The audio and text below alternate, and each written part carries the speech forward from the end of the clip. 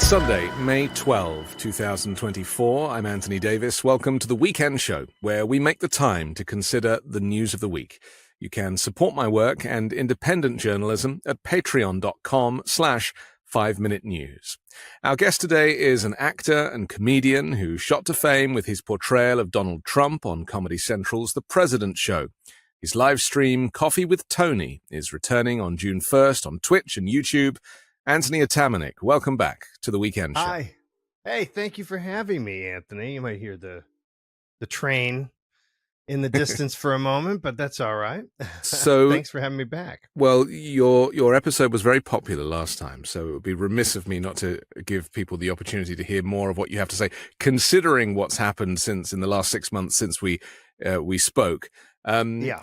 What we did discuss was the fact that you seem to know Trump better than many because you embodied him so accurately on the show that you created, The President Show, which was like a Tonight Show format set in the Oval Office with Trump as the late night host and Mike Pence as the sidekick. Well, now the real Mike Pence has refused to endorse the disgraced former president. In fact, no one from his former administration is prepared to endorse him.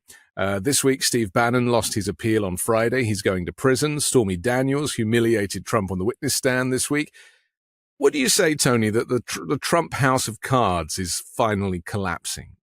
No, it is not collapsing. Great answer. I think that every time I watch this surge of especially media attention on whatever calamity has befallen him this week. I think, what was it, Rick's the big one this week was Rick Scott showing up to the trial to be the mouthpiece for Trump. Yeah. And I would argue also that it's sort of like that clock in Prague where the different characters come out and each have their own featured moment. I know there's many clocks like that in Europe, but that's the one It's like it's a Swiss design, I think. Yes. So I feel like, yes, for the moment, sure, Pence has said he'll disavow him. So did Bill Barr. And Bill Barr then went back around and essentially tacitly endorsed him and got an insulting but very funny tweet from Trump. I mean, admittedly, a very funny tweet. Yeah. So I don't buy any of the walking away from him yet. I believe that Nikki Haley might have a sort of similar strategy to Liz Cheney, which is maybe carving out what we're seeing as possibly this burgeoning new conservative party, or at least an influence to the Republican Party, some sort of balancing act in case things go sideways if he were to be elected. Stormy Daniels her testimony is, I think, a great chum again for especially the sort of blindly anti-Trump crowd. But there's also problems with her. There were problems with her testimony. I mean, from a purely legal perspective, which I'm not a lawyer, but my cousin David is currently trying the Karen Reed case in Massachusetts. So I'm legal adjacent. She did have some inconsistencies in her story, and fair or not, in terms of, how we perceive that in the court of public opinion in a courtroom, I have a feeling that this is not some done deal yet. I don't think that the jury is necessarily ready to just take him out. And in addition, I think whatever the outcome of this case is, this is it. I don't think there'll be another court case that occurs before the election. And I actually am very concerned because I think I said this the last time, but the opposite lesson has been learned. So I just want to repeat it, which is that the media gave away billions of dollars in free airtime in 2020. The pandemic became this sort of punt on an election year. It didn't really have the vibrancy of a normal election year. And now we are in this almost zombie democracy, this zombie election cycle where we have no coverage of Trump, leaving Trump to become this imaginative, this sort of fictional character in our mind, leaving it to everyone who already feels the way they do about him to already have that conclusion. which means it's reminiscent of 2016. The margins are going to be tens of thousands in some of these states. And so my conclusion is it is the same as it's always been. It's the same thing. To me, it's always the same. I don't see where he has really lost.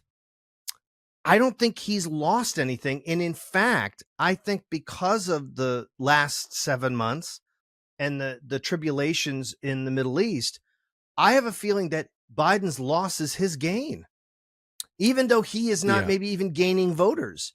Biden's inability to shore up a coalition and actually bleed votes is only helping Trump.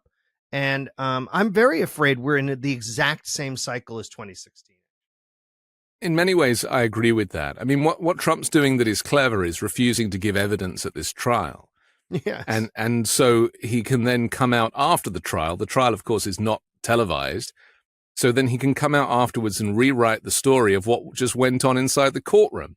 And then those bits get replayed on Newsmax and Fox and OAN and, then repeated by his surrogates. And that is despotism. I mean, that is him being an authoritarian, manipulating the media and consequently manipulating his supporters. And so from that perspective, it does seem that the mainstream media and commentary has completely missed the point. They're focusing in on the trial, but to people that, support Donald Trump, the trial is a kangaroo court and it's Biden's, Justice Department, and that the judge is compromised and all of this stuff. And maybe we should be making more of that and trying to expose the fact that, none of that is true. It all comes from the criminal mastermind of Trump himself.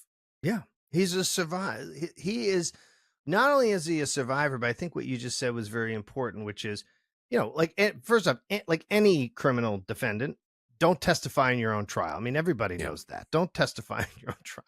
So he never was. But he's complaining that he's not being allowed to. That's what's clever. Of course, he's like, the gag order prevents me from testifying. The judge corrected that on the record, but the public didn't really get to know that. Well, it's like when you want to get out of dinner with somebody, but you say over and over again how distressed you are that you can't go. You've already canceled. You already said you're not available, but you go, I wish I could go. Right. He's doing the same thing. And I think the other thing that's very interesting is both of these trials, the one that he was found civilly liable in the sexual assault case, the one that he was found liable in his misrepresentation of his taxes. And now this one, which also has to do with a payoff. It also has to do with money. This is the problem with these being the three trials that are the focus. One, people don't really care about numbers trials. Two, the salaciousness of Stormy Daniels has been around for 7 years. So only the most die-hard are really focused on this. Also, this whole focus has aged up. You don't see people under 30 caring about any of this at all. They look at all of this and go, they're all the same to me. Yeah. It's all a corrupt system. And I would argue that there are people who go, what does it matter? Not only what does it matter if Trump gets in, right? But he's so chaotic, maybe in his chaos. He's like a roulette wheel, right? You don't know if I was talking with in a panel with economist Stephanie Kelton the other day, and she said something that I thought was just interesting and wishful thinking, and she said it as wishful thinking, which was, you don't know if Trump decides, hey, you know what? I want to be the big construction president in 2025. I want to be the big building president. And I've criticized all these other alternative energies, but I've decided that I'm going to do a huge green energy spending plan because it's going to provide all these jobs, right? You don't know if he will turn around and go, green, that's where it's at. It's all about the green now. Not just the money, but the environment, the earth. We got to save the earth because it's tied to immigration too. I think when people start to show him the numbers of folks that he, in his bigotry, do not want around the United States or quote unquote the Western world, you could see his bigotry motivate him to become a green president. Now, and I'm not saying that'll happen. I'm just speculating as an idea that that's part of, I think, the younger folks, my guess would be well, they're all pigs. And he might be, he's so inconsistent, he might end up walking his way into a policy that we agree with. It's the flip-flopping. I mean, ironically, last month, I don't know if you're aware, but Trump at Mar-a-Lago told a group of oil executives and lobbyists at this dinner that they should donate $1 billion to his presidential campaign because if elected, he would roll back environmental rules that he said hampered the industry. Yes. I mean, that's the reality, isn't it? That ultimately what will win out is the only people he respects are male financiers. Doesn't care for women, and he doesn't care for the working poor or even the middle classes. He only is, and that's why he's running for re-election, because there's money that will pay the legal expenses, and we know all about this grift with the RNC and Lara Trump and how the money's now coming to. I mean, it's just. I mean, that's the sad thing, is that he is showing us and telling us how corrupt he is and how his presidency runs and how it operates like a kind of mafia institution. There's no hiding that. But I think what you're getting at is that people don't really care. And is that a reflection on America as a country, as the culture, because you grew up here, I didn't. I see it through a European lens, and trust me, from where I'm looking, it's quite shocking. But, because it's been a slow kind of drip effect over decades, is Trump just the embodiment of a kind of 21st century America? Yes. I mean, Trump is the result, not the cause. Yeah. He is the result of I think something that probably it'll take centuries for us to really understand what happened. And I think a lot of it is a byproduct of media. And I don't mean that like mainstream media or whatever. I mean the actual ability for us to see each other and to exploit a system of mass communication in a way that people could only exploit in revival tents in the 19th century. Yeah. And if you watch the trajectory, this trajectory's been going on since the Civil War. I mean, this is a confederacy. The Confederacy is like a sleeper cell. It's like a virus. It's something that moved through the Democratic Party. It switched to the Republican Party. It's now and then it flowered and like some sort of like alien fungal disease. It split open the Republican Party and then flowered out, or I guess fungled out. And so to me, Trump is just the big, or the little mushroom head that's poking out.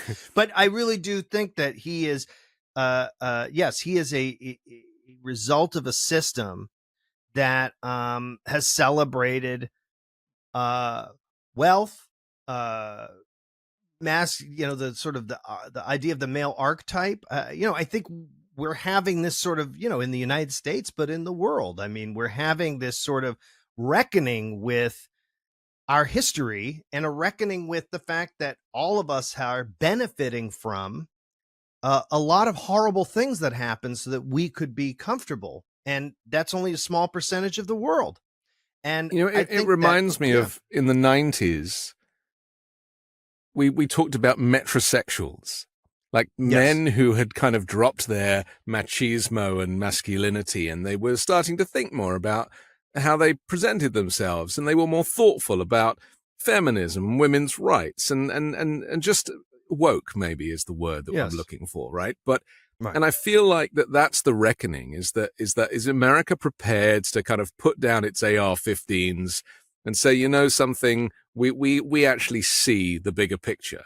Or is America going to just strive for this nostalgic idea of men being men and women being subservient and homosexuality being kind of pushed back into the kind of into the annals of history? I mean, I fear that that's really what modern day MAGA republicanism is all about. And not to mention the racism aspect as well.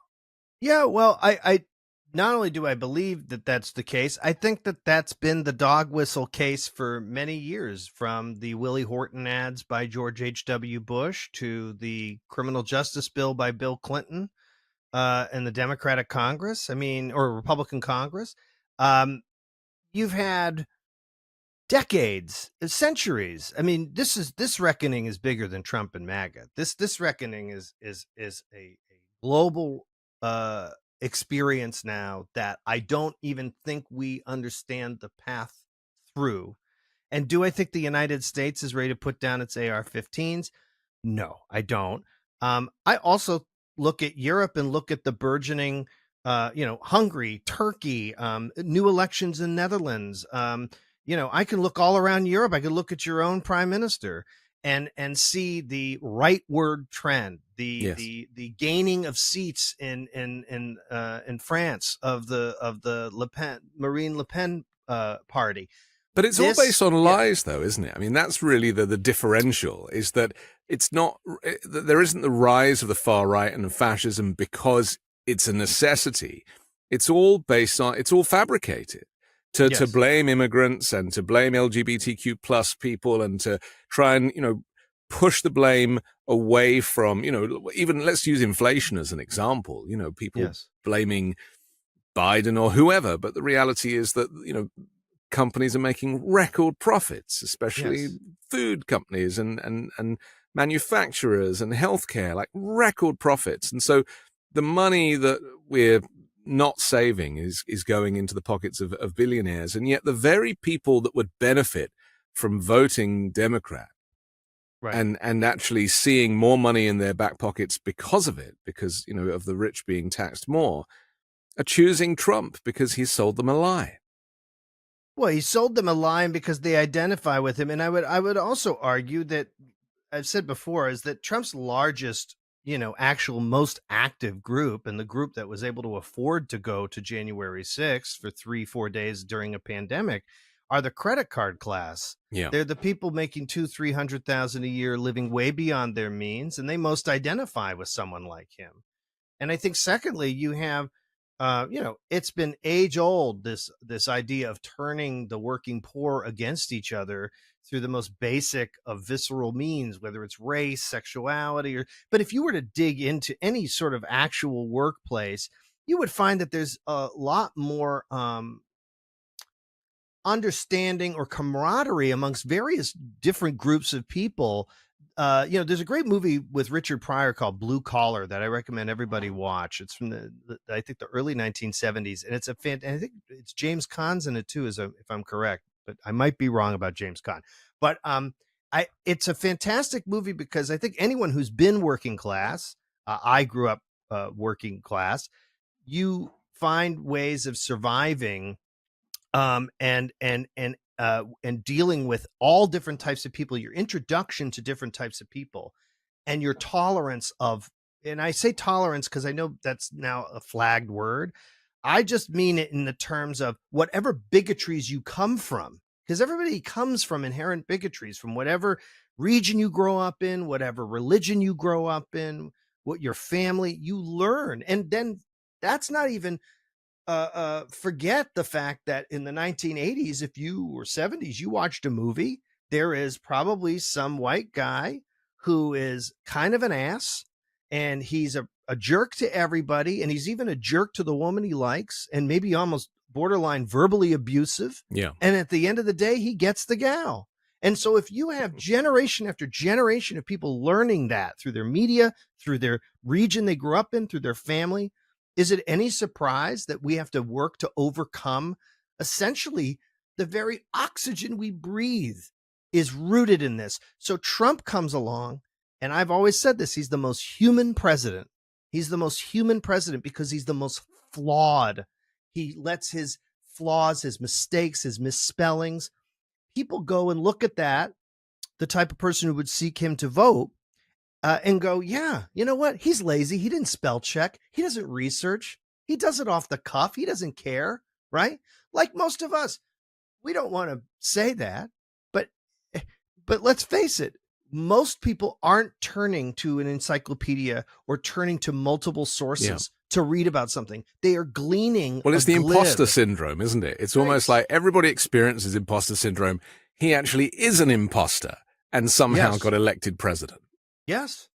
But at the same time, you cannot, and again, I almost feel like I'm being a Trump apologist today. I think it's not, I just want to make it clear, that is not what's going on. I think it's that I always want to sort of communicate, do not underestimate a person who with like a 7-person team won the presidency in 2016. Yeah. And yes, the second part of this, that's the bigger part of this, is the FSB's, China's, and by the way, our own country's desire to use social media as a manipulation system to get people to not vote, to turn out to vote, to believe this is going on. I mean, you would think if you only watch social media that New York has become some sort of catastrophic wasteland from which you cannot ride the subway, you can't go anywhere.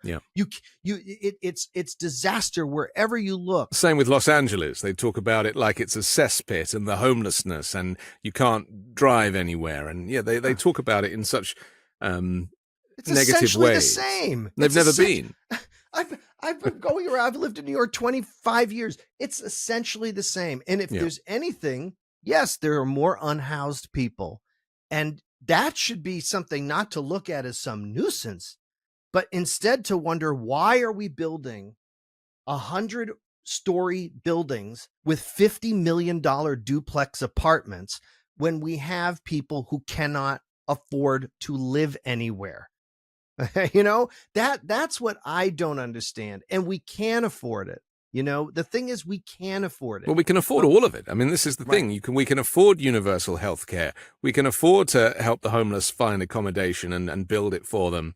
We can afford, free school meals and we can afford universities and all of it. Right. If we took a little money from the military budget, maybe, and just or printed more things. money. Or I would argue, learn about modern monetary theory, read about MMT. The whole idea that we are out of money or that we run deficits, it's all sort of a fiction we tell ourselves. We make the money. Yeah. We are the arbiter of the note. So sorry, my thing's getting focusy. Excited. But what I do want to say is that my only hope right now is that Trump does seem worn out. And I have a theory, by the way, about this. Can I share this theory with you? I'm all ears.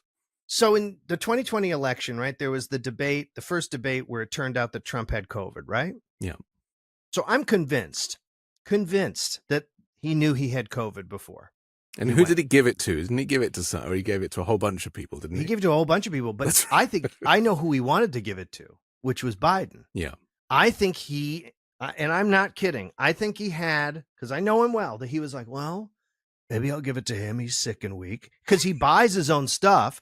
So he figures maybe I can knock Biden off. Maybe I can literally off him with COVID, right? And I believe that this set of trials, this sort of mass prosecution of Trump, is a reciprocal act of, let's see if we can essentially wear him into the grave with these trials. I really believe that. And if you look at him, he does look, and this is why it's funny he's not shown a lot. There's all this commentary about Biden, who, is granted a very old man. And also, we should be better than this. Like you talk about, like all the issues we're facing and the idea, the MAGA Republicans, which are bolstered by the mainstream Republicans, which are part of a radical Mormon movement that's out of Utah, that Roma Daniel is one of the heads of, that Mitt Romney is a soft supporter of, that we sort of ignore Romney because he's presented himself as so moderate. But we have some really dangerous people with pseudo-sociological, theological ideas that are way beyond Trump. Again, well, some of them are in the Trump Supreme Court, Tony. I mean, we've seen that. Well, I mean, you could look all around the world right now, and I'm still trying to figure out what the benefit of organized religion is, because everywhere I look is death, murder, justifying murder and death, justifying impoverishing people, justifying jailing people. I don't see the story I'm told about the this goodness. idea of the goodness and the pursuit of internal self and the extension of self to others in the benefit of others. I don't see that. So my point is that Trump, I'm worried about when he's gone. I'm worried about who's next and what's next in this group, because I don't see it turning back. I don't see it becoming We have to take a quick break, but I want to come back and talk about the other guy, which is Joe Biden, who we touched on, but is arguably doing great work as a president, but doesn't seem to be getting much coverage for it. We'll do that next here on the Weekend Show. Living a more heart-healthy life fuels everything you do. Introducing 3-in-1 blood pressure support plus COQ10 from Superbeats Heart Chews Advanced. Paired with a healthy lifestyle, the grapeseed extract in Superbeats is clinically shown to be nearly 2 times more effective at promoting normal blood pressure than a healthy lifestyle alone. New Superbeats Heart Chews Advanced supports healthy COQ10 levels, an important nutrient for heart health. They contain a powerful 3-in-1 formula for healthy blood pressure, featuring grapeseed extract, beetroot powder, COQ10. There's no pills to swallow, there's no ingredients to mix or prepare. They are plant-based with no artificial sweeteners or colors, and they taste great too. Find out how you can get a free 30-day supply on bundles of new Superbeats Heart Chews Advanced and save 15% for a limited time only by going to superbeatradio.com. Promo code WEEKEND. That's superbeets radio.com. Promo code WEEKEND. I've always found it difficult to find clothes that I like to wear. And when I find one thing that works, I just buy loads of them and just wear the same thing all the time. Well, men's closets were due for a radical reinvention, and Rhone stepped up to the challenge. Rhone's commuter collection is the most comfortable, breathable, and flexible set of products known to man. And here's why. Rhone helps you get ready for any occasion. The commuter collection offers the world's most comfortable pants, dress shirts, zips, and polos. You'll never have to worry about what to wear when you've got the Rhone commuter collection.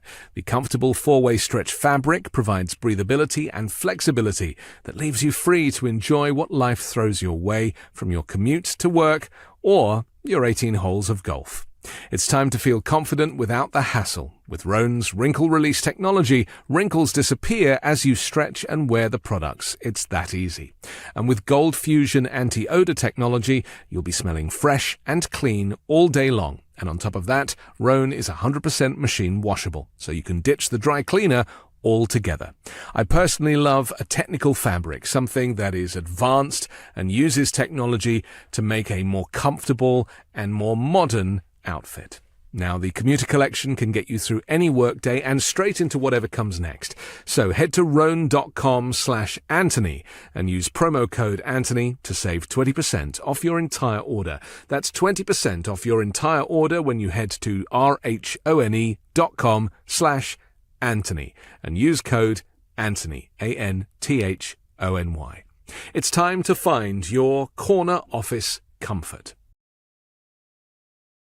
We're back on the Weekend Show with Anthony Atamanuik. I'm Anthony Davis. Joe Biden has actually really started, if he hasn't for the last 3 years, is really proving himself as being one of the great modern presidents. The Chips and Science Act, the infrastructure, the student debt cancellation, the insulin capping, to name just a few of the bills that he has successfully passed, including in a bipartisan fashion.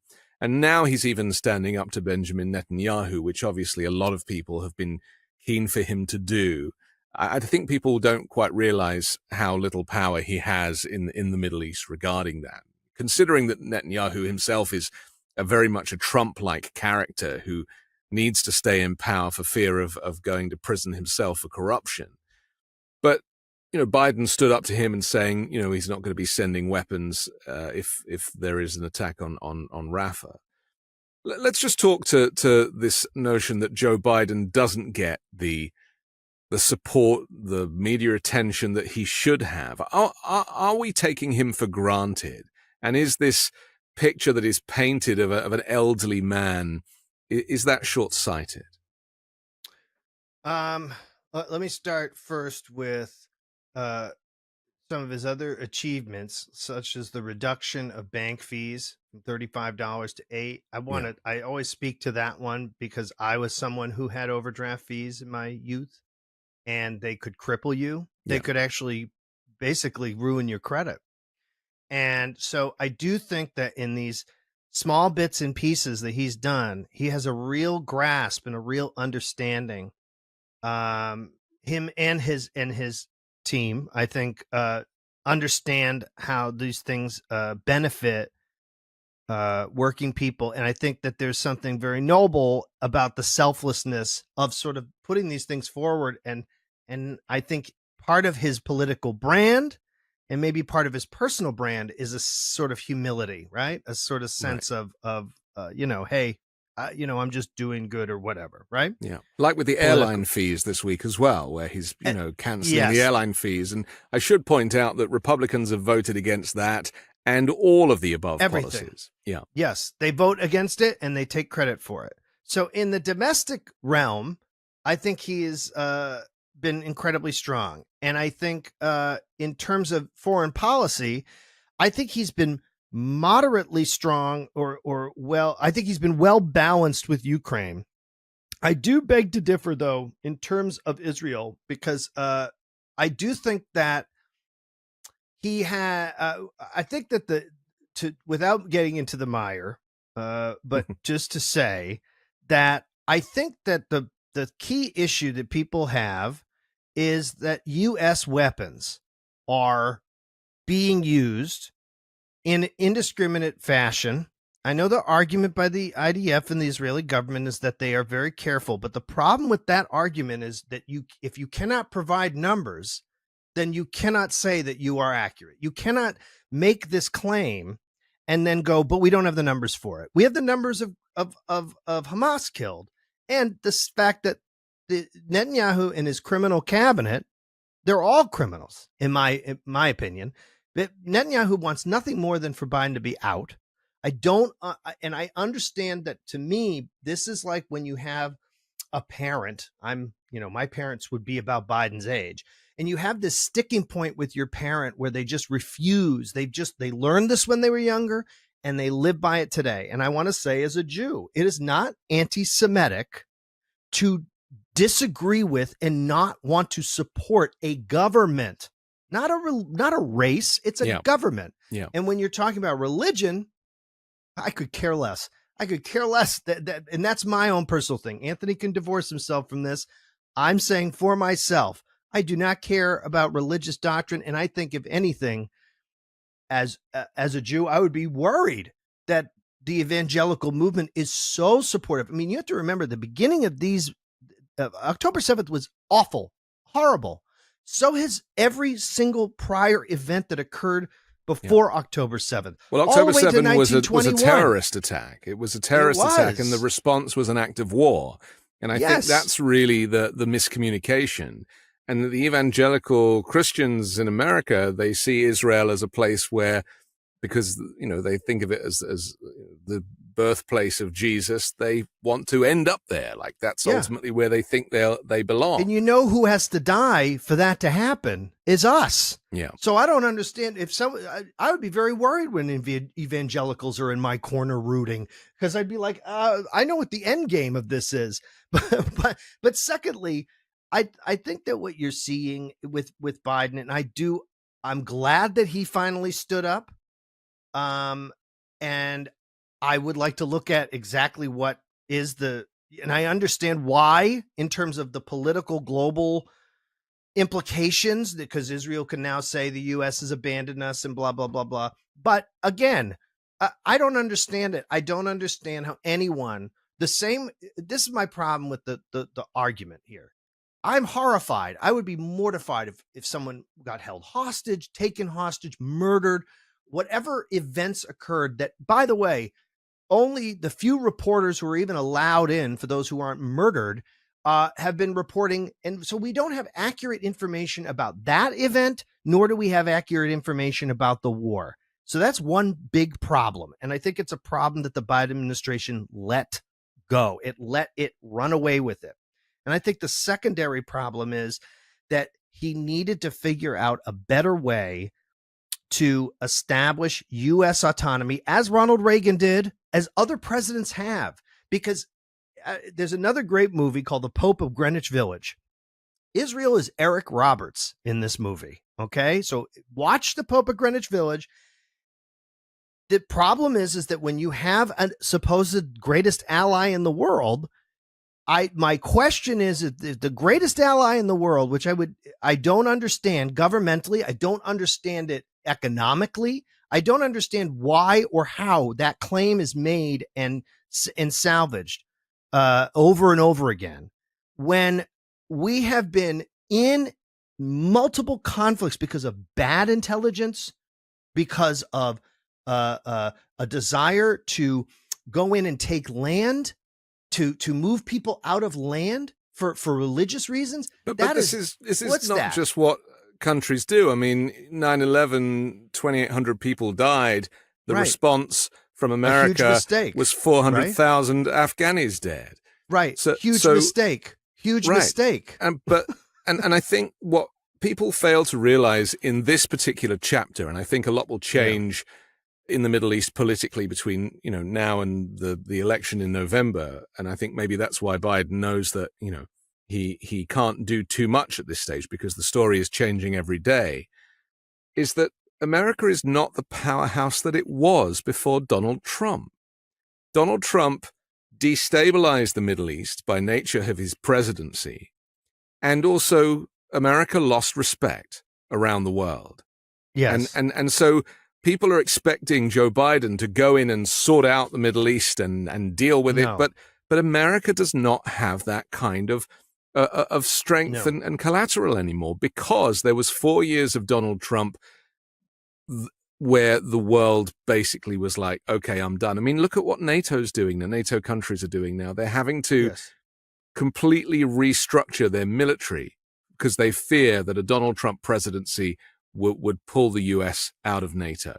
And so this is, again, it's Trumpism. What we're seeing at the moment in Israel and America's failure to really stand up to it is the effect of Trumpism, as I see it.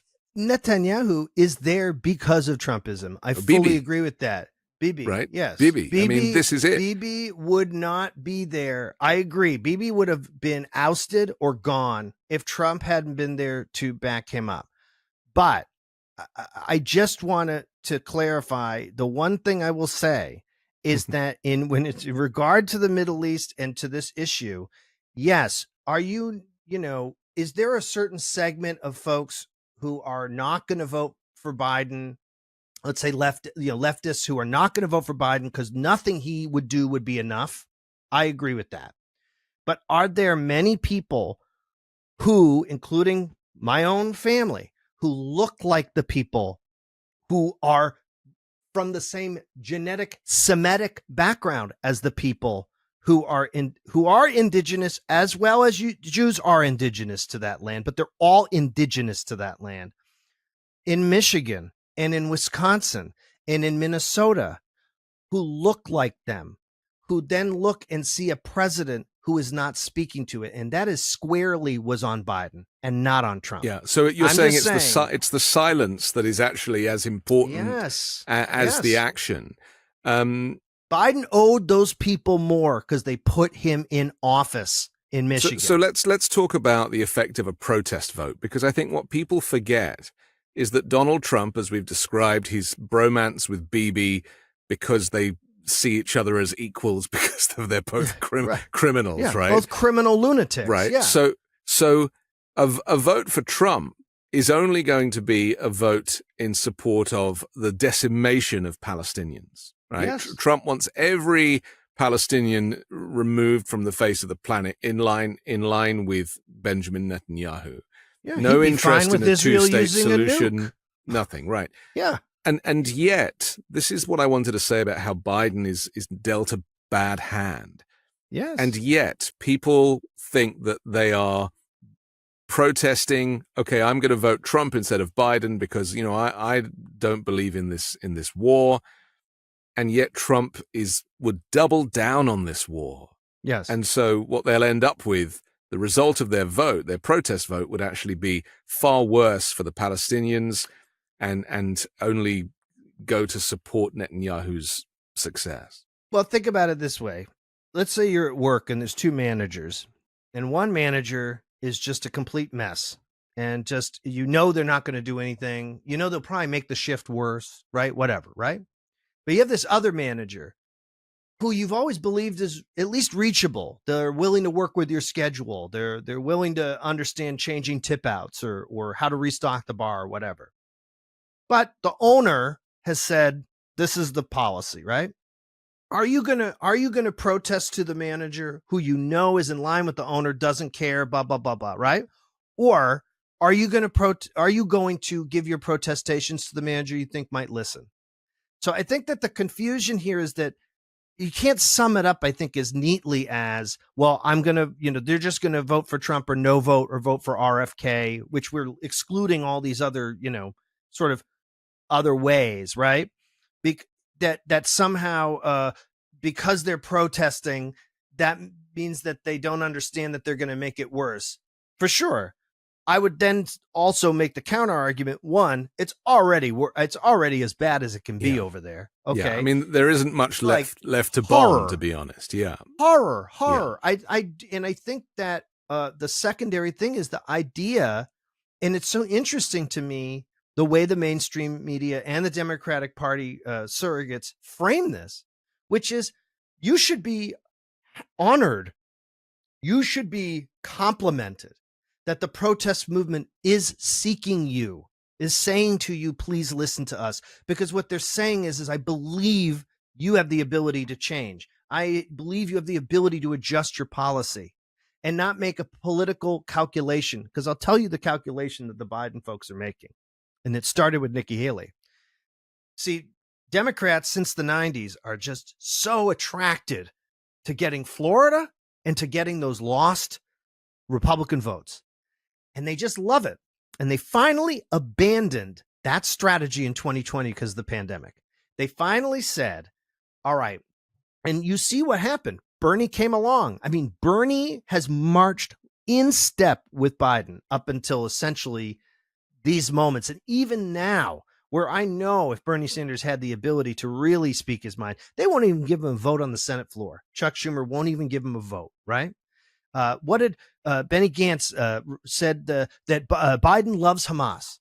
These are the people that we want to deal with. But hold on. But secondly, firstly, so their calculation is we can win Florida this year, and we are going to get those disaffected Nikki Haley voters.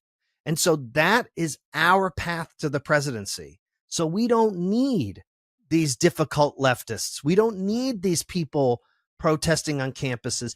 And we know at the end of the day that those brown folks from the Middle East, which, by the way, is not, there's South Asia and all these other parts of the world that are not the Middle East that they often refer to as the Middle East, will come along because they'll know, based on the argument you just talked about, that Trump will make it worse.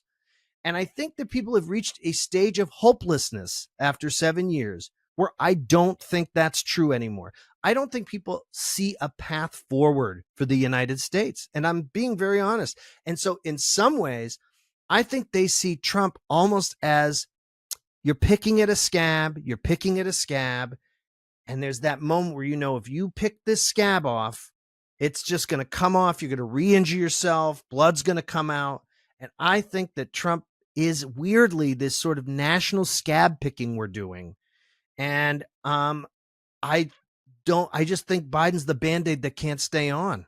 I'm worried. And so, but to say to your earlier point, it is a hard, the fact that he has, despite some of my policy issues with him in terms of not going left enough, he's been an astonishing president, probably one of the most astonishing Democratic presidents in terms of mechanical operation of the government in 70 years.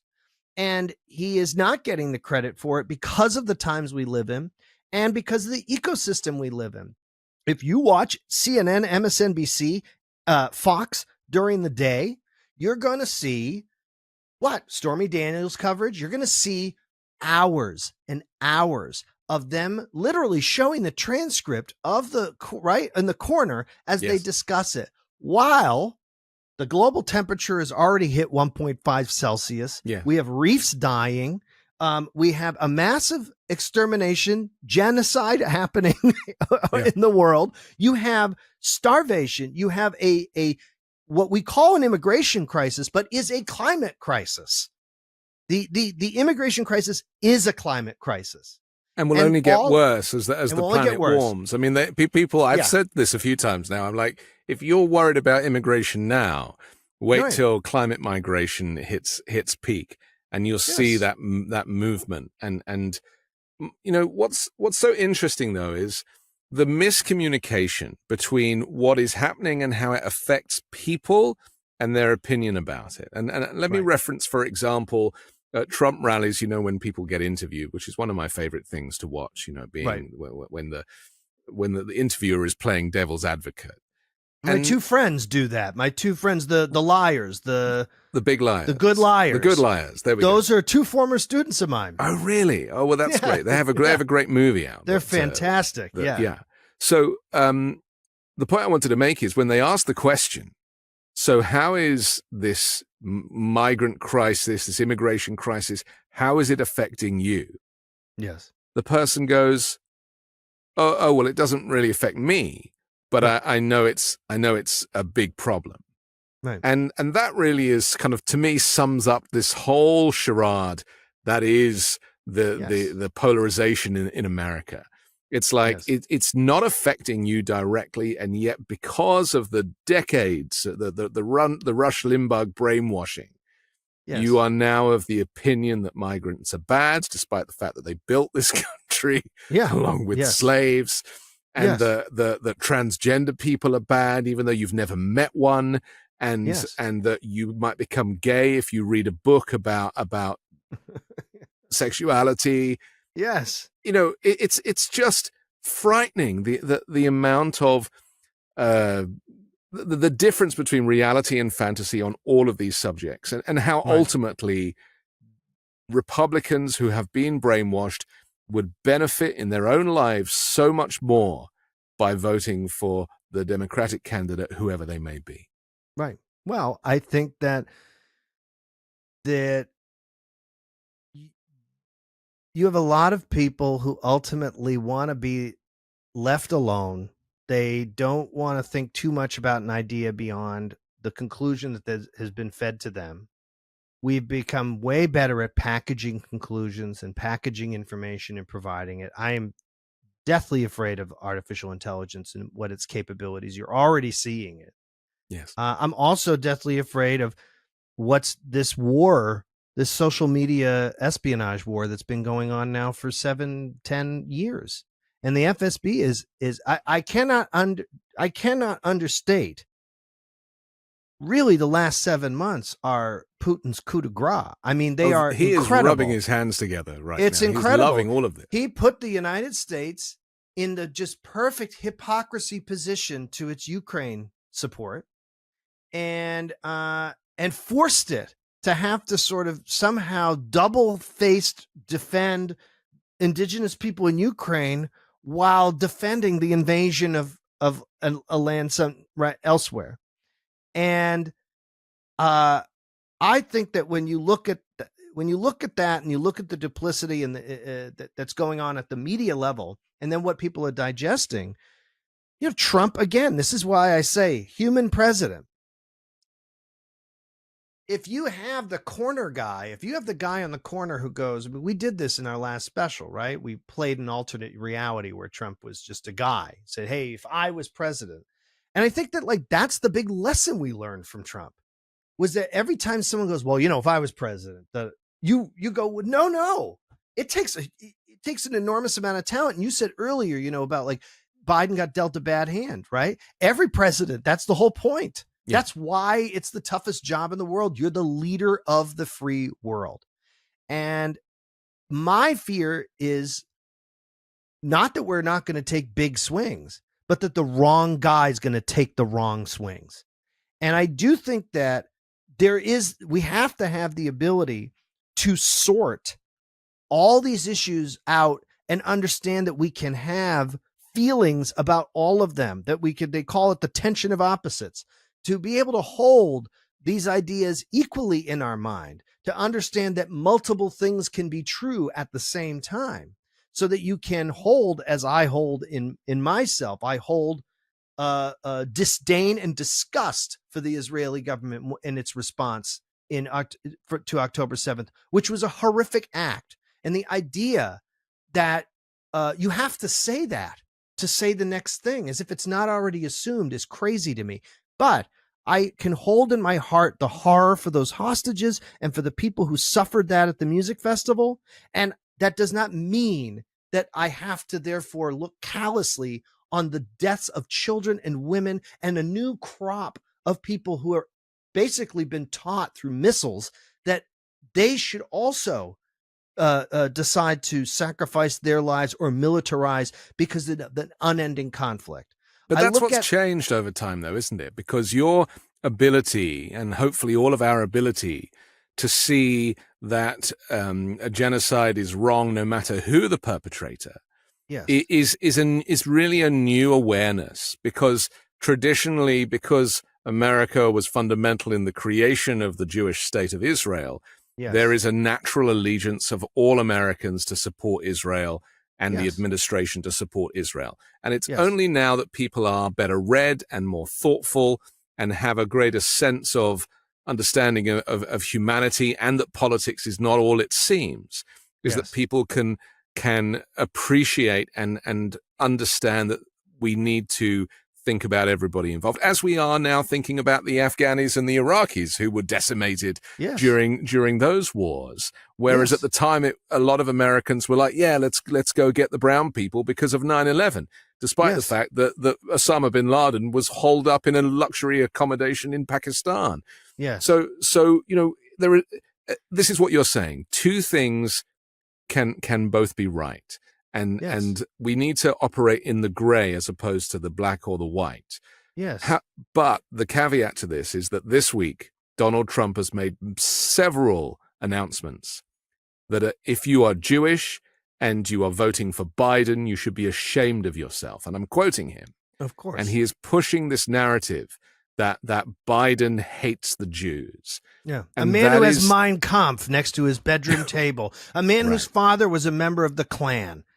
A man who has often quoted Hitler's speeches. That Donald Trump. The Donald Trump who makes Jew jokes in private. Who, to a Jewish reporter that I know, used to go, oh, the room just got that much smarter and watch your wallets. That guy. You mean the man who said that in Charlottesville, there were great people on both sides.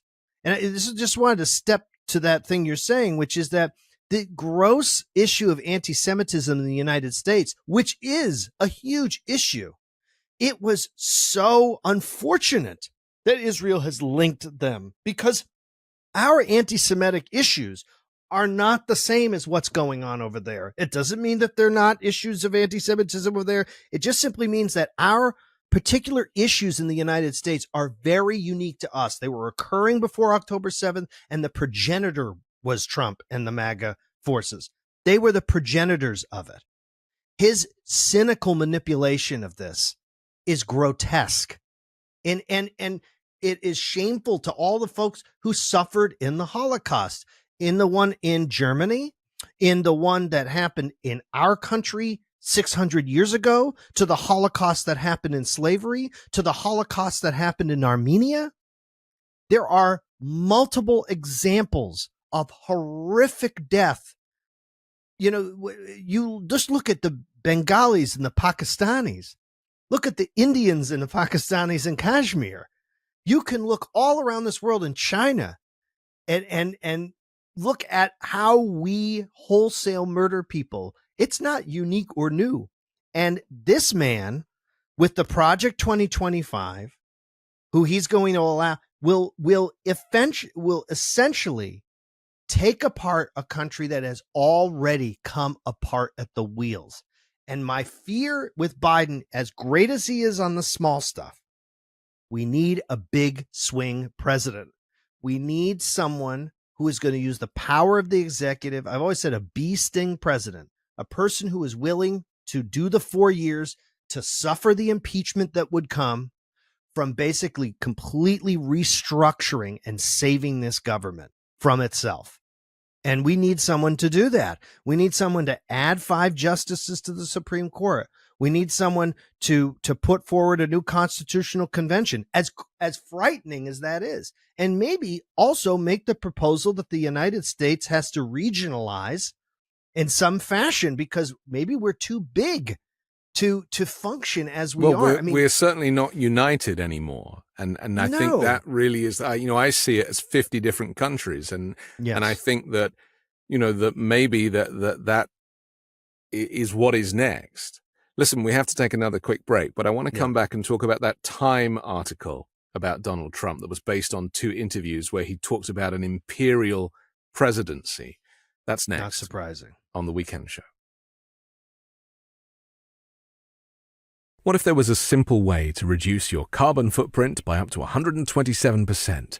When food waste goes to landfill, it breaks down into methane, a greenhouse gas 80 times stronger than carbon dioxide. Instead, turn your food waste into nutrient-rich plant food with Lomi.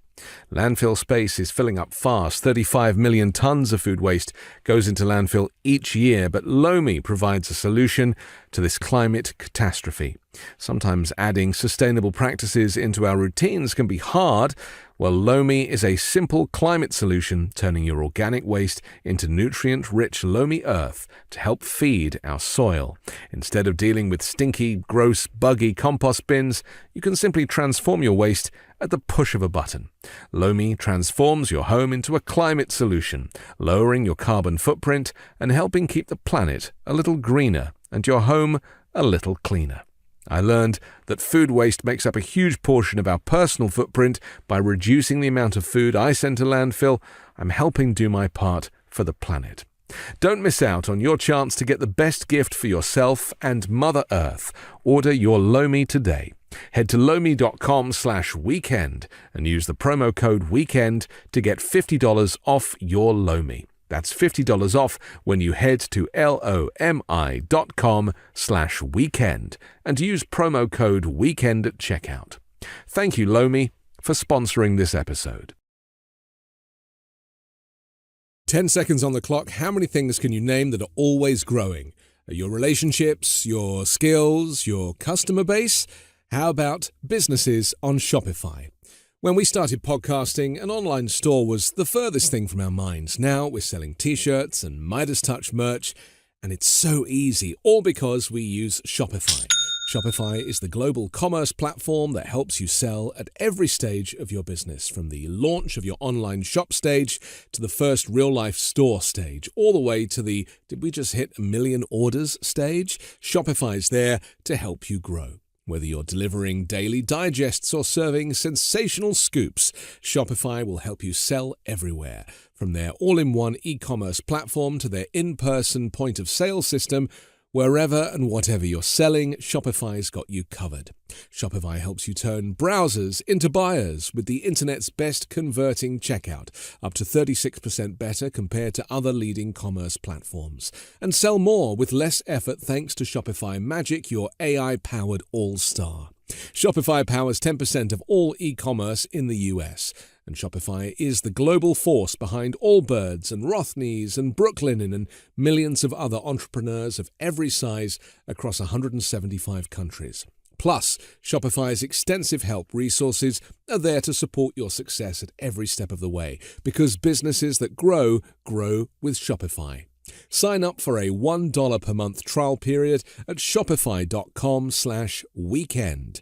Go to shopify.com/weekend now to grow your business no matter what stage you're in. That's shopify.com/weekend. We're back on The Weekend Show with Anthony Atamanuik. I want to talk about this Donald Trump interview. He doesn't really talk to anybody other than the far-right networks. So I think the reason this was interesting was because it was based on 2 interviews with Trump and conversations with more than a dozen of his closest advisors and confidants. And what it exposed were the outlines of an imperial presidency that would reshape America and its role in the world. And even on Friday, Donald Trump said he would roll back transgender student protections enacted last month by the Biden administration on day one. Right. And on day one has become a bit of a talking point regarding I'll be a dictator on day one only, is what he said, I think. I mean, right? Did you not think of him as a dictator for 4 years last time? Because I certainly did. I mean, when you gas your own citizens and disappear people off the streets, I mean, is that not a dictatorship? I mean, correct me if I'm wrong. Well, I think that it has dictatorial leanings. I mean, in terms of the definition of a dictatorship, in pure like reality, we still had our checks and balances. And I know there are people, because I can hear it in my mind, like Obi-Wan Kenobi, people who would say, well, yes, that argument was salient until Columbia and UCLA last few weeks. Like, you can't. The problem is you can't maintain those arguments if then you send, and I understand it's not the National Guard, that it's the states that are doing it, but it is still a problem. We have a problem in general with sending people in to take care of people that we're not down with, right? And I think that this is where we have an authoritarian tendency. And I think we all do. I think all people have a part of them who go, man, I just wish this could be fixed quickly. And I've thought it about Trump stuff. When you see those rabid right-wing rallies, there's a part of me that goes, round those people up, arrest them, just put them away, get them out of our world. It would be so wonderful and easy if that's what we could do. And we used to do that. In fact, we used to, for most of human history. We didn't just round them up. We just killed them. But part of the evolution of our society was that we don't do that. That what we do is we instead, as we know from the Fatah party that becomes the PLO, that becomes essentially a governing body, to our own, I think, mistaken moves by Johnson to essentially fold the Confederacy back into the Union. We have a number of stories in history of where we learned that what we had to do was figure out how to resolve our issues peacefully and without force and violence. And my concern is that they are in love with violence. And so even though they talk about a mandate for leadership and you have Paul Dans and Spencer Creighton who are going to lead this initiative in Project 2025, and that this is somehow a successful conservative administration that really is about conservative principles, the same way that the Federalist Society provided us these judges. And, we thought the world was going to melt when Roe versus Wade was overturned. And I say this understanding that I'm a man. I know that there are many women across this country who are horrified by what's happening. There's plenty of coverage and there's plenty of political animation. And you can see in off-year races how this issue has animated the Democratic base to turn out, and particularly women. But at the same time, we rolled back a fundamental right for fellow human beings. Forget women, men. We took a segment of human beings and said, you actually have less rights today than you did yesterday. And everything still marched along. Dancing with the Stars still came out. We all still celebrated our holidays and went shopping and flipped through TikTok, and we kept doing it. So what's the lesson that's learned from that?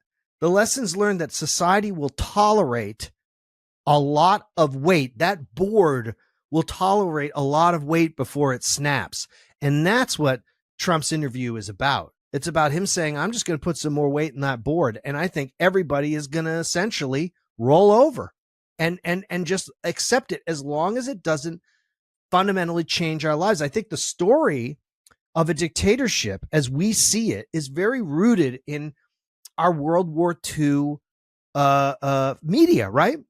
So we think of it as jackbooted, in Hugo Boss, marching down, the main avenue in Berlin. And so if it's not that, right, then it's not it's really not anything. And I Well, think it's they almost know the reality TV show star who then pretended to be the president for 4 years. Mm-hmm. He's only going to pretend to be the president again and pretend to be a dictator again, that nothing is real. Yes. And this is my fear, is that difference between what is real and how real people are affected by this. Because like, if you're a white, wealthy Christian male, then you're probably celebrating all of these policies that are being announced. And you're like, yeah, we should round up 11 million immigrants and ship them off to another country. I mean, they're doing that in England at the moment. They're sending people to Rwanda. I mean, it doesn't make any sense, but there is something about capturing the imagination of racists that really plays very well. And is all this going back to race ultimately? Because, I want to quote Trump, because he has been talking about this kind of anti-white thing.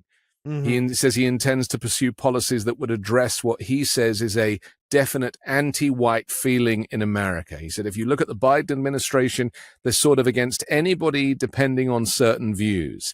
Mm. This is in Time magazine, when asked about his supporters who believe anti-white racism now represents a greater problem than anti-black racism. He said they're against Catholics, they're against a lot of different people. I think there is a definite anti-white feeling that can't be allowed either. I mean, so much of these disagreements boil down to racism. Well, they boil down to tribalism and racism, and because one of the problems is as you saw with the QAnon pledge when that went around. Remember, and Flynn did the video, and then you had all these follow-up videos on TikTok, and you had a diverse group of people. You had young black kids, young Latino kids, old Asian guy. You had all kinds of people doing that QAnon pledge, and you would argue that QAnon is sort of ultimately just a twig, a branch off of the same sort of white supremacist conspiracy machine that's been churning for decades. So I think the problem is that superiority has decoupled from racial superiority in some ways. And in other ways, it's maintained itself. So it's not to say, oh, well, now there's no racism anymore. But it's to say that I think people see superiority as a brand. I think it's why you hear so much about Western chauvinism and saving the West, right? Is that in some weird way, the tribalism of our consumerist culture and what we consider sort of Western society has become the new sort of team that we can all play for. And then Trump can exploit that, right? Listen, in Texas, if you were to look at the polling in Texas, it's not just white people who are like, send them back, right? You also have this sort of entrenched generational immigrant issue where someone who's been 2 or 3 generations in says, why are these people coming here? Yeah, we hear this from the Hispanic community quite a lot, which is ironic, isn't it? Well, you hear from Italians and Irish and right? In the nature, of course, of racism in terms of, I'm no expert, so, I'm a white guy talking here, but like, I think that the difference in the United States is, in particular, you have this issue of black culture and then the rest of racism in the country, because blackness is such an inherent part of the U.S. story and sadly, in the worst way, and then in the greatest way, of course, in the sense of the contribution ultimately that is made by, unfortunately, the people who are dragged here as slaves.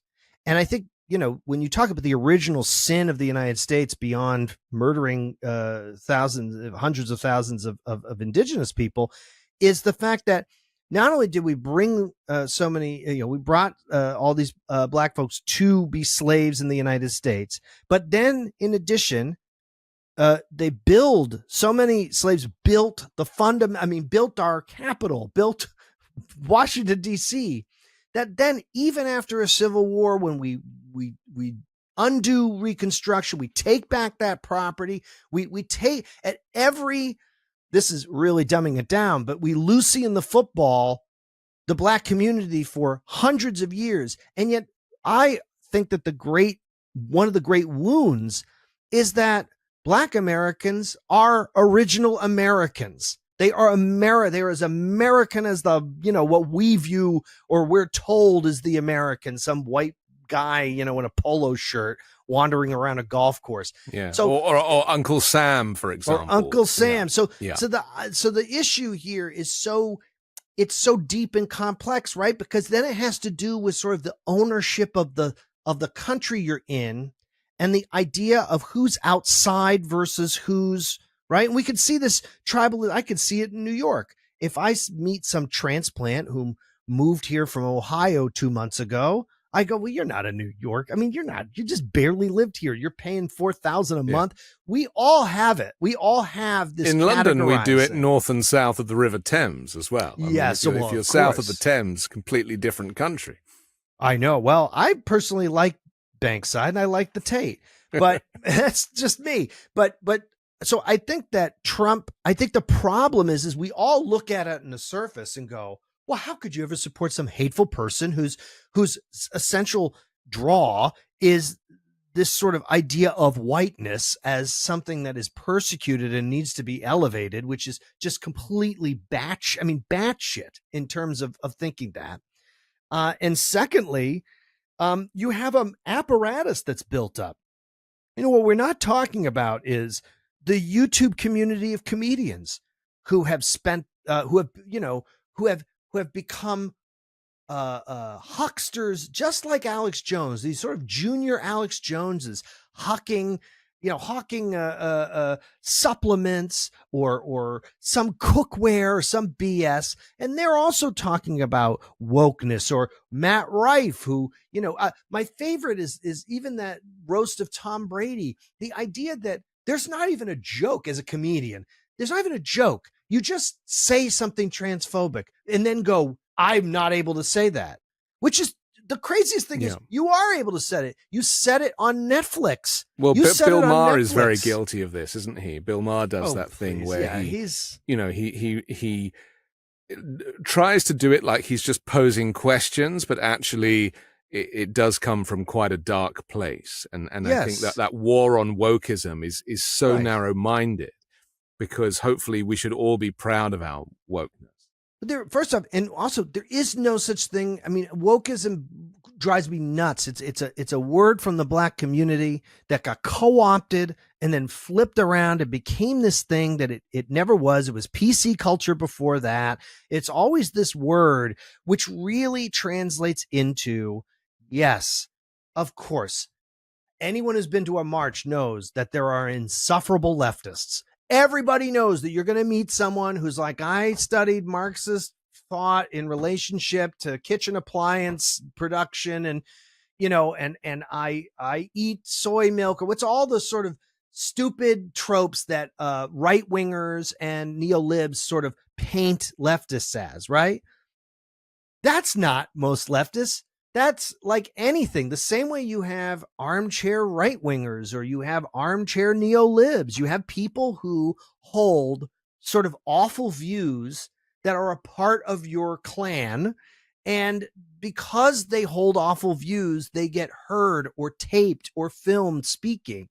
And then they are held up by other people who don't want your message to be heard as a symbol of your message. So you become a meme effectively, and then it's downhill from there. But I've always struggled to define what the media, and especially the right-wing media, are increasingly referring to as the far left.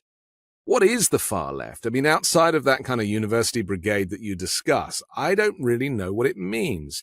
And we had it a little bit with the self-entitled squad, who were advocating for something that he was actually just, policies that advocated for humanity. And climate change, again, which isn't even really spoken about in the US. It's like our short-term problems with the rise of fascism are so much more acute that we've had to put climate change on the back burner, despite a warning from the climatologists only this week saying that, we're heading to 2.5 degrees of warming. Forget 1.5. I mean, it is catastrophic. And Yeah. yet the temperature, or maybe the lack of critical thinking, or the economics of living in America mean that people simply cannot make space for it in their minds. It's the human condition. I mean, I'm not surprised by it at all. I mean, look at us on a day-to-day basis. Look at any of us. The things we forget, the things we hold in our mind that we want to do, our long-term goals that slip by, the small achievements we have that we make big because we actually followed through on something we had intended to do for weeks. Look at your own human condition. Just look at your own existence, an honest, actual accounting of your existence. And you look at yourself as an inconsistent hypocrite who has lofty goals, who achieves some of them and doesn't. And everyone lives on that spectrum. You know, even the most successful person, right? I mean, Yes. We can look at successful people like Bill Gates, whose wife left him. He had an affair. Who knows what he was doing on that Epstein plane, because she seemed to be upset about it, his ex-wife, just as an example, right? So there is no one is untouched by the human condition. Now take the entirety of the human condition, okay, and try to make sense of us achieving anything. And it is astonishing that we do.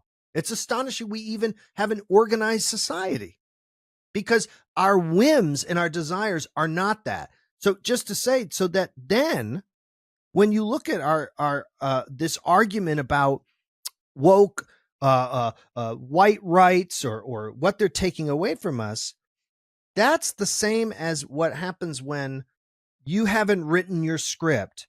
So you spend a day daydreaming about all the people who wronged you, all the people who should have hired you, as I do on a daily basis. So the point is that we want to believe it's some sort of greater thing, but I really think it's a collective, global version of the same stuff that goes on inside of us. And so when people offer easy answers to complex grievances, right, we want to take them. So when someone says, hey, we have Project 2025, for instance, people go, well, that sounds good. That sounds like a plan. That sounds like there's a plan. And you think also, I think a lot of people believe this.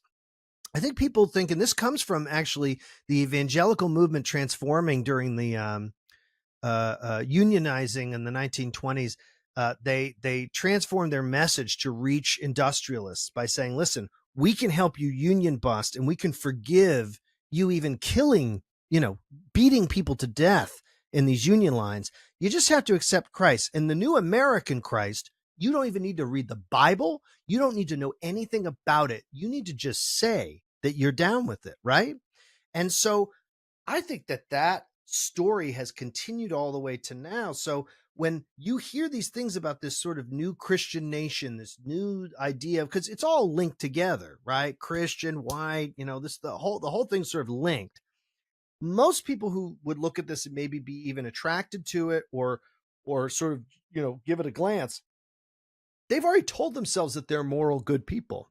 They don't need to, they go, well, I'm not going to be bothered by that. Only sinners are going to be bothered by that. Yeah. Right.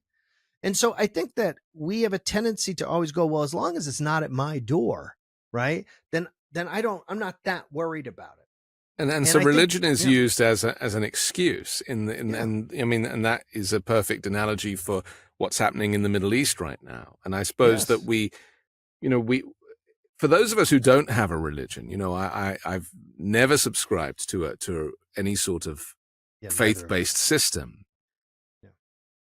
And yet, if I was to be in conversation with an evangelical Christian, they'd be like, well, you're not a complete person. And yet I don't have the ability or the facility to repent and pray and all of that stuff, which, to me is so otherworldly. I'm too focused on trying to be a good person in this body on this planet. Yeah. And it's so interesting, isn't it? How you can have your own commandments. They don't have to be, Moses didn't need to deliver them on tablets of stone to be a good person. And yet people like me are not really considered to be the full ticket. No, and not only that, Moses took those commandments from the mystery school that he went to school in Egypt, and then just took them and said, "Oh, they're commandments from God." I mean, the whole thing is always a human story. No one has the answer for what's going on, and besides religion being a political organizing system, the same way that money was an organizing system, right? These were just ways in which we basically kept each other at bay and control. Control. Population control. Yeah. But so this notion, because I want to talk just finally about the kind of the libertarian thinking in America, which is that we don't need government. We don't need to have an organized system, that actually, smaller government is better, despite the fact that, the country is full of 330 odd million people with different thoughts and mindsets, and industry is changing, and automation is changing, and agriculture is changing. And, the world is not the way it was during the Industrial Revolution. People are not even going to work anymore. They're working from home. And these are huge changes that really systems need to evolve with. Right. And maybe part of the problem is that Joe Biden seems to be advocating for, tradition and business as usual, when in fact the system does need updating, does need future proofing. And Donald Trump, whilst not offering that, because he's offering a more of a 1950s style America, which obviously is connected with nostalgia and moon landings and segregation, I might add. But it's very much the case that that what is on offer are two very inappropriate offerings, and that actually, to have a younger and more a modernizer in place would maybe be what the U.S. needs right now. Yeah, it's not their time, but these are the people that we have. But I fully agree with you that, I always say Biden is a pre-Clinton Democrat. Biden is from the era of Mondale and Carter. He is in the era of Kennedy. So in one way, we're seeing Democratic leadership that like Gary Hart would have given us. Mm-hmm. But everybody has to vote for Biden if they are anti-fascist and if they care for democracy in this moment. And whilst he might be the wrong president for the future, I mean, he's not going to live forever, right? So he can only go one more term, right? At this crossroads right now, the choice, as I describe it on this show, is dictatorship versus democracy. Which one do you want? Forget all of the policies and the issues and the things. It's like, do you want to go down the road that is going to literally destroy our society as we know it? Yes. Or are you prepared to just hold on for a few more years and see change on the horizon? Well, I think Mehdi Hassan has said the same thing, right? Which is that, and he's been very, very vocal, obviously, about what's going on, and particularly in Palestine, in Gaza. Yet he still comes down on the side of how could we allow Trump to be elected? And although I understand the passion of young folks, and I understand the desire, it's sort of twofold. I understand the desire. As you can see, it's effective. This affected Biden deciding to hold back weapons. Some might say too little, too late. Some might say, hey, it didn't go far enough. But that is the effect of the protest. When people question why did that organizing happen, it's because this at least got us that. That is the effect. So when you say, I will withhold my vote, there is that's why a politician's a politician. So I disagree with the idea that we can't threaten to say, we ain't going to vote for you if you're not going to listen to us. That's the only leverage a citizen has. Yes. So when people get all upset about the protesters, I don't get it, because I'm like, this is democracy in action. Like literally it is what it is. Well, it's the only thing you have. You have your vote and you have your right to protest. There's not much else. Now, when the rubber meets the road, you also have to understand that there are, they say you take the high road, I'll take the low road, right? Well, if you take the wrong road, let's say you believe, what's the difference? Trump and Biden, same system, same two heads of the same hydra, right? Okay, even if you believe that, there's one path that gets through Biden and is more likely to lead to some form of transformation. And by the way, no matter what the candidate is, the system is fundamentally flawed and has to be changed. And that will only be reworked at the local level as it moves up. That's just the way our system designed. And there is, I don't know what we could do to change that. If someone has an answer, I don't have it. Yeah. Trump would be going into that low road, driving into a cave, getting your car stuck in a mud pit, and then being sealed in there for 1,000 years. That's the one thing I will say emphatically, is that if Trump is elected president, it is not about Donald Trump. It is about a decades, if not centuries long desire by what I call the Confederacy to regain and reshape America in a way that will fundamentally change the world. And I know that there are people out there, and I want to answer your leftist thing in this, which go, well, you know, we're a villainous empire. And yeah, guess what? China's a villainous empire. The Soviet Union was a villainous empire, and we were a villainous empire. We all did terrible things during the Cold War. And by the way, there hasn't been an empire that hasn't been villainous. So the argument that somehow because we happen to be not the last man standing, even China's still right there, India's on the rise, and Russia, even from its prostrate position, has done a very effective job of poisoning, as Putin is very good at poisoning, of poisoning our media ecosystem. So who are the leftists in this world? The leftists are the people who are trying to push for the things we discussed: universal health care, a better pay, shorter work week, more efficiency in our work, saving the environment, redesigning cities, making sure that the unhoused are taken care of, making sure that we have education that's fundamentally good, prison reform, police, defunding the police and shame. I mean, that I never thought I would even say that phrase until I saw what happened at UCLA, and I went, we need to stop. We need to completely change our policing system and our reform system. That's leftist principle. Libertarian principle disguised as leftism, as you see Jimmy Dore, Russell Brand, on Spotify, Joe Rogan, these pseudo podcasting orbit around Joe Rogan of these folks. They are bomb throwers who want to believe in chaos that they disguise as libertarianism. Yeah, that's the Steve Bannon system. Yes, which is ultimately really a stool softener for the fascist shit that's going to come. Yeah. So, not to be disgusting to your audience, but that's what we're talking about. So yeah, there is a fundamental problem here. There are two unlikable paths of treatment, but one of them leads to the possibility of not just recovery, but of redemption.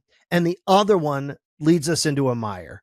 Yeah. And that would be my final statement. I've never craved, I've never craved a return to normalcy more than right now. And I think that's the offering from Joe Biden. And even if it's short term, it is so much more favorable than the alternative, which, I mean, Project 2025 announced that they would ban pornography this week. Yeah. And, you know, that ain't going to go over, by the way.